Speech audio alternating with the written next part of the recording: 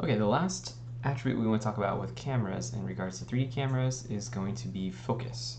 So focus is is describing parts of our image that are clear and easy to read, and then comparing that to areas of our image that are out of focus or blurry. This is an effect of real-world lenses where by trying to let in a certain amount of light and focus the light onto the back of our sensor in our camera, we get some aberrations or artifacting from this physical process, which causes some of our image or some of the space to blur out and go out of focus. So we call this effect of parts of the image going out of focus called camera defocus. So in this case, this would be what we would consider in focus, and this would be out of focus, or because it's blurry, hard to see. Focus is controlled by the aperture size of the lens. So each lens has a diaphragm that is going to be letting in a certain amount of light to hit the back of the camera. And so the size of that lens is going to be changing how blurry or sharp parts of our image is. And it's also controlled by our distance from the subject, right? If I move the camera forward and back, different parts of the space are going to be in focus and out of focus. The focal plane is going to be the distance away from the camera that is in focus. Generally speaking, this is kind of like a horizontal vertical. It's essentially a plane or a slice in our space that is in focus. So in this image right here, all these leaves in this distance away from the camera are all in focus, and then everything that's behind or in front of it is going out of focus. Including this picture down here, right? We have this horse that's in the focal plane, or the focus distance, and then everything else is going out of focus. Depth of field, which is the term you're going to hear most of the time, is kind of used interchangeably for a lot of things, including just camera defocusing, right? The effect, if someone says we need to get depth of field in there, that means that a lot of times what they're saying is they want to get that effect of having parts of the image go blurry and parts of it being in focus. And that's, in real world cameras, there's always going to be defocusing. It's just sometimes it's very, very not noticeable, and some shots like this one, it's super noticeable.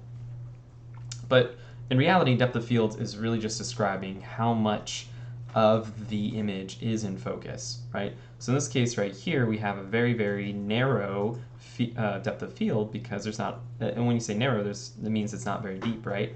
And so you can see very little of our image is actually in focus, and a lot of it's out of focus. So this would be called a shallow depth of field if that field of depth is narrow or shallow or thin. If the area around the subject, so in front of and behind it, is very much in focus, so a large area and very far away and very close up are in focus, this would be considered a deep depth of field, so that a lot of your image or a deep amount of the space is in focus. So you can see down here in this image, it's the same subject, shot probably with the same camera, but with just different aperture settings to change the depth of field. And so you can see here, this would be a shallow depth of field because very little in front of and behind this subject is in focus. So this would be a shallow depth of field. This would be a deep depth of field because a lot of the stuff that's behind the subject is also in focus, including this guy right here. In both of these cases, the focal plane or point of focus, there's a lot of different terms you might hear for it, but the focal plane or point of focus in both of these cases would be set to this horse. And lastly, you'll hear focus described in a lot of different ways, but commonly when you're talking about focus in relation to real-world cameras, you'll be using a term called f-stop. And an f-stop is essentially a description of how large the aperture is. And since the size of the aperture is controlling how much of our image is becoming blurry and not blurry, we use f-stops to describe depth of field. So here's another illustration that's really handy showing what's happening. So we have our focus distance, focal plane, focal point, whatever you want to call it, which is the point away from the camera that is in focus. And depending on our aperture size and other settings, it's not just aperture size, but it can also be the distance or the between the lenses, and your distance away from the subject. But essentially, this setup, we have a very narrow depth of field, and so very little behind and in front of this focus point is in focus, and everything else goes out of focus. And down here we have a deep depth of field. So this would be shallow, this would be deep. So a very large distance is in focus and easy to read, and nothing is really blurred that much. Here's a handy another chart showing the f-stop number in relation to the aperture size. So you can see with a lower f-stop, you can see the aperture size is much larger. And when our aperture is large, we're letting a lot more light in, which causes a lot more of that artifacting, which of blurring the image, right? And so whenever you have a really large portal of that light can come into, you're going to get a less accurate image, but you're going to get a lot more light. And so we get a shallower depth of field, which means more of our image is going out of focus and blurry. And so when we get a really narrow, pinpointy kind of aperture, right, it's going to be much more accurate, the image coming through and the light coming through. So we're going to get a sharper image, but we're also getting a lot less light. We don't really have to worry about the light thing for 3D cameras. Usually that we're not controlling the amount of light coming into the camera based on the aperture size, because we're not actually using a real aperture. We just really want to care about this number in relationship to depth of field. Here you can see an example of different types of lenses. So sometimes 3D packages will accommodate for this. So if you're using like a different focal length, you might get a different depth of field. And some of them kind of keep it independent just so you have a little bit more control. But you can see with a real world camera, as you get this longer and longer lens, in this case, it's really changing how much of our image is going out of focus. That doesn't necessarily mean those longer lenses have a smaller, or tend to create more depth of field, but this is just kind of another example showing a real world what happens as you're going from a deep depth of field to a shallow depth of field. When we talk about cinematography and focus, we typically use the words deep focus and shallow focus, or deep space or shallow space. So deep focus would be where you have a deep depth of field, which means that most of our image is in focus and we're not creating distinctions between the foreground, midground, and background. This has an effect of, like you feel the space. It's more accentuating the actual space itself. But it has also sort of maybe the drawback of, everything's kind of in focus and sharp, which means that you have to be aware of where the attention is being drawn to something, and you don't want something in the background being very eye-catching. We also use this term deep focus or deep space to describe how we arrange our space or composition. So we're trying to accentuate the depth of the space, and so you'll have things that are in the foreground and the things that are very far in the background. So here's another example, right, showing this kind of depth of this office space and this arrangement of characters. More or less everything is pretty much in focus. Here's another example. Everything's fairly in focus. Of course, a lot of things that go into further and further distances are going to go out of focus. But generally speaking, there's not a purposeful shallowing of the space. And this is a really great example from Citizen Kane showing the effect of deep space and how, definitely if you go and watch this movie, if you haven't before, you'll notice there's a lot of shots in this movie that are very deep space. And so they're really accentuating and exaggerating foreground, midground, and background objects and the distance between them and keeping them in focus. And it's also a great shot just showing how, just like this continuous camera movement exploring through this space. And you'll see, for the most part, this camera is completely, has a really deep depth of field, and you're able to see everything and clearly, including this person who's very close to the camera and this window that's very far away. Shallow focus, or shallow space, is going to be the opposite. That's where we're going to have a shallow depth of field, so that means a lot of our image is going to go out of focus, or there's going to be a very obvious presence of camera defocus. So only a small portion of our space is going to be clear and easy to read. So the nice thing about this is that it really controls our focus. It keeps us we're blurring out the things that we don't want to call our attention on.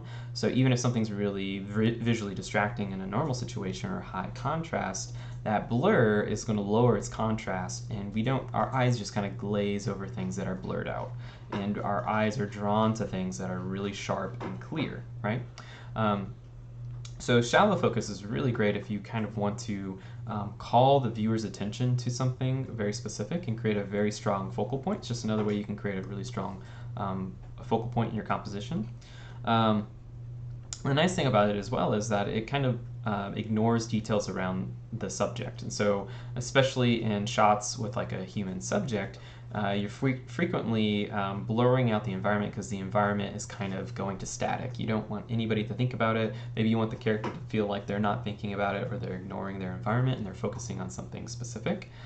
So it's really great for kind of like pulling you into the thought process of the character. Like you're drawn to this guy's thought process, his reaction, his emotional responses, and you know in this shot, just because of how it's shot, that the environment is no longer important, or the stuff, especially the stuff that's behind them, is no longer important compared to like this shot, right? Their environment and their relationship to each other is very important because they're all in focus. Whereas this one, and Call Me by Your Name, you can see the environment is not important at all.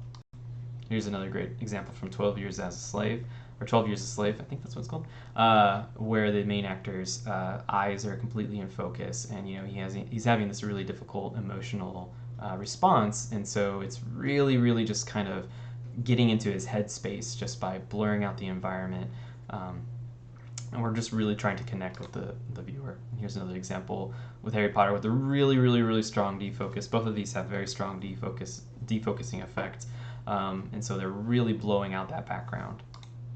And then we have soft defocus, which is probably more common in what you're going to see in most shots, where the camera is set so that the background just goes slightly out of focus, which really, again, by things going out of focus, it helps us pull our attention to a certain subject or a certain focal point, because that part's sharp and easy to read and crisp, and all those blurry parts our eyes just kind of glance over.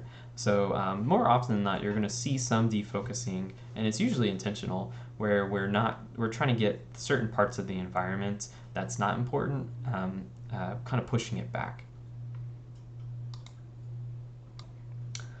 Rack focus is the effect of using focus to, so essentially what's happening is we're animating or moving the focal plane from one point in space to another point in space. So rack focus is where the object that's in focus is actually changing from one object to another. What's really great about these kinds of shots, or using rack focus, is that it's like, just like how using heavy defocus can really draw your attention to something, a rack focus is really great at just pulling you narratively from one part of the image or one subject to another, so that you make a mental connection, or you kind of follow a mental narrative between those. And so you can see it's an example from Breaking Bad with Jesse. You know, you're going from his eyes, right, which is showing, you know, the state he's in. He's like, you know, at like a breaking point, right? And then that rack focus is pulling the focal plane to the gun. And so your first thing you think of is Jesse's emotional state, and then you see the danger of the gun jittering in the camera's face, right? And so it's creating that pull from one object to the other. Here's a great example just showing what happens when you're animating or moving that focal plane. So you can see how that point of focus and what's sharp is kind of traveling through. And this image kind of over the years has gotten compressed, but it's traveling from this foreground object all the way back to this background object. This is one of my favorite examples showing a rack focus from Casino Royale, I think it is. And so you see, you know, we start the shot, we want to see James Bond entering, and it's shot in a way so there's something out of focus in the foreground, because we just want to focus on James Bond, right? So he comes in, we want to see him, we kind of want to see what he's doing. He looks over to the foreground object, and then they quickly perform a rack focus so that broken wine glass is now in focus. And so it creates that, from him looking this way and then us rack focusing to this object, we create that mental kind of leap between him noticing something and him thinking about something. And so in that following shot, you're like, okay, he's thinking about that wine glass. What is it implying? It's implying that maybe the lead actress is in danger. I'm not sure. I can't remember what happens in the movie. But that rack focus is drawing our attention from one object to the other.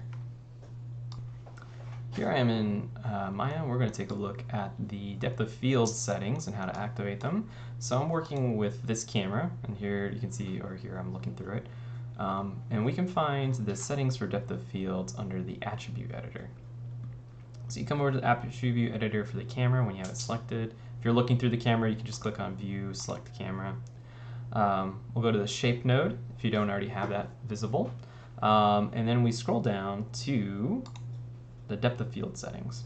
So you can see by default that checkbox will be turned off. You click that to turn it on, and you'll immediately notice that your image goes out of focus. In this file, I actually have set up a connection or a relationship between the distance, the focus distance on the camera. So if I select this camera, we'll come to, oh, that's the wrong, let's go ahead and hide that one. There we go. To this object. And so we have our focus distance, which is, remember, the distance away from the camera that is in focus, so the focal plane. We have our f-stop, which is essentially the size of our aperture, and the smaller the number is, the more out of focus the image is, and the higher this number is, the more in focus the image is.